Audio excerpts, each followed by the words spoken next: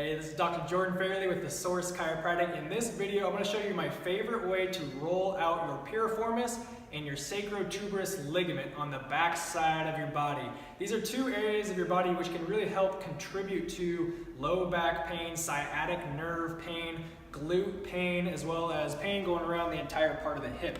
So I have a small foam roller here. You can follow along with me if you have a foam roller yourself, but I'm going to show you the simple way that I like to foam roll out these areas. I prefer to use a broad surfaced foam roller instead of immediately going to a hard ball or lacrosse ball in order to try and help prevent from hurting yourself. So we're going to use a foam roller first, and you can always use the same techniques while using some type of harder object.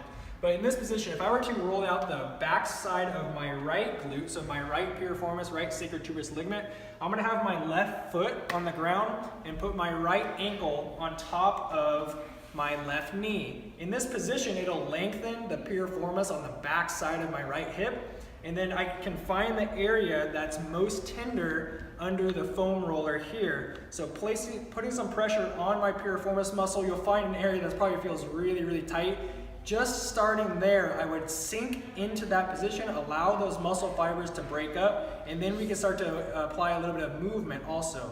I wouldn't rub around vigorously because you don't want to irritate the tissues that might already be irritated. But in this position, you can rock back and forth, side to side.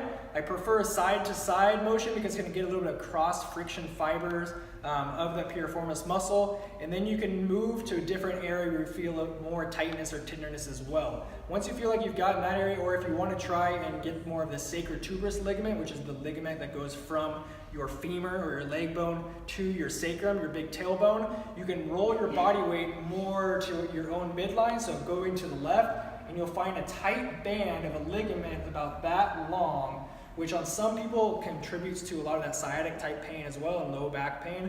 And again, we can just kind of sit there and allow those muscle fibers to dissipate.